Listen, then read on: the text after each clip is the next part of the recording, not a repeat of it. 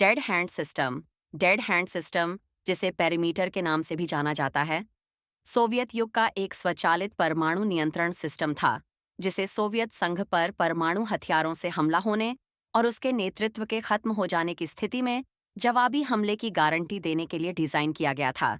इसे अक्सर विफल घातक सिस्टम के रूप में संदर्भित किया जाता है, क्योंकि यह परमाणु मिसाइलों को लॉन्च कर सकता है, भले ही कमांड देने वाला कोई न बचा हो।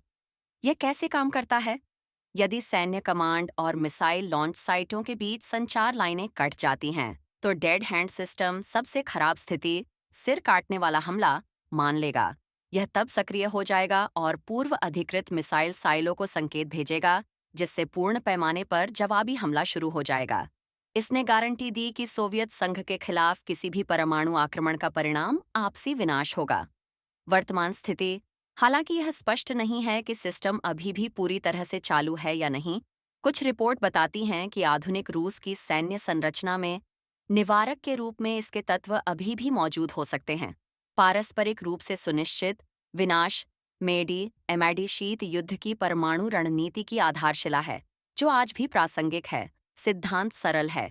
यदि दो परमाणु शक्तियों में एक दूसरे को नष्ट करने की क्षमता है, तो कोई भी आत्मविनाश के डर से अपने हथियारों का उपयोग नहीं करेगा। ऐतिहासिक संदर्भ। शीत युद्ध के दौरान यूएस और सोवियत संघ ने परमाणु हथियारों के विशाल शस्त्रागार जमा किए। एमएडी वह रणनीतिक संतुलन था जिसने किसी भी पक्ष को पहला हमला करने से रोका, यह जानते हुए कि प्रतिशोध से कुल विनाश होगा।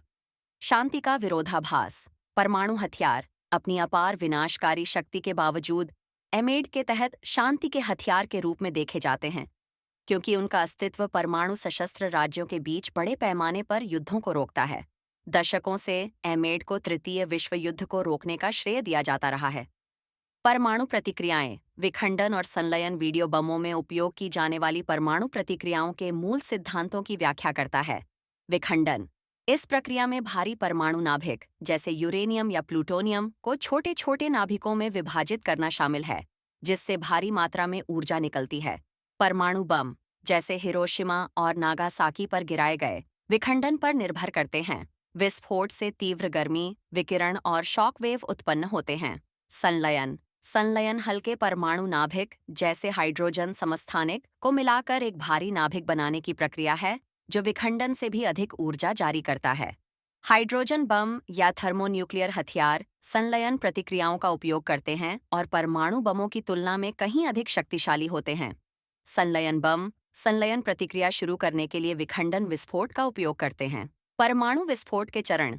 वीडियो में संभवतः परमाणु विस्फोट के चरणों का वर्णन किया गया है। प्रारंभिक आग का गोला। विस्फोट से एक चमकदार चमक और तीव्र गर्मी का तेजी से फैलने वाला आग का गोला उत्पन्न होता है। शॉकवेव। इसके बाद एक शक्तिशाली विस्फोट तरंग होती है जो इमारतों को नष्ट कर सकती है। विकिरण। विस्फोट स्थल से तीव्र विकिरण फैलता है, जिससे जीवित जीवों और पर्यावरण को नुकसान होता है। नतीजा। रेडियोधर्मी मलबा वायुमंडल में उठा लिया जाता है और वापस पृथ्वी पर गिरता है, जो एक विस्तृत क्षेत्र में फैल जाता है। कैसल ब्रावो परीक्षण। कैसल ब्रावो 1 मार्च 1954 को मार्शल द्वीप समूह के बिकिनी एटोल में किए गए अमेरिकी हाइड्रोजन बम परीक्षण का कोड नेम था। यह अमेरिका द्वारा किया गया अब तक का सबसे शक्तिशाली परमाणु विस्फोट था, जिसके विनाशकारी परिणाम हुए। अप्रत्याशित उपज। बम में 15 मेगाटन की विस्फोटक उपज थी, जो अपेक्षा से लगभग 2.5 गुना अधिक थी। यह बम के डिजाइन में अप्रत्याशित प्रतिक्रियाओं के कारण था, जिसने विस्फोट की शक्ति को बहुत बढ़ा दिया। रेडियोधर्मी गिरावट। विस्फोट ने 7,000 वर्ग मील से अधिक क्षेत्र में रेडियोधर्मी गिरावट फैलाई, जिससे न केवल तत्काल क्षेत्र बल्कि आसपास के बसे हुए द्वीप भी प्रभावित हुए। मार्शल द्वीप समूह में रहने वाले लोग खतरनाक स्तर के विकिरण के संपर्क में आए, जिससे दीर्घकालिक स्वास्थ्य परिणाम हुए। परिणाम। कैसल ब्रावो परमाणु परीक्षण के बारे में वैश्विक चिंताओं को बढ़ाने के लिए बदनाम है, विशेष रूप से रेडियोधर्मी गिरावट के अप्रत्याशित और विनाशकारी पर्यावरणीय और स्वास्थ्य प्रभाव। इसने परमाणु विरोधी भावना को बढ़ाने और अंततः परमाणु हथियार परीक्षण को विनियमित करने के अंतर्राष्ट्रीय प्रयासों में योगदान दिया। परमाणु हथियार निवारक के रूप में वीडियो परमाणु हथियारों की विरोधाभासी भूमिका पर जोर देता है। हालांकि उनमें बड़े पैमाने पर विनाश करने की क्षमता है, लेकिन उनके अस्तित्व ने यकीनन परमाणु सशस्त्र राज्यों के बीच बड़े युद्धों को रोका है। मेड के तहत पूर्ण विनाश का डर देशों को सीधे संघर्ष से बचने के लिए मजबूर करता है। निवारण के माध्यम से शांति। विचार यह है कि क्योंकि परमाणु युद्ध के परिणाम इतने भयानक हैं, कोई भी तर्कसंगत अभिनेता इसे शुरू करने का जोखिम नहीं उठाएगा।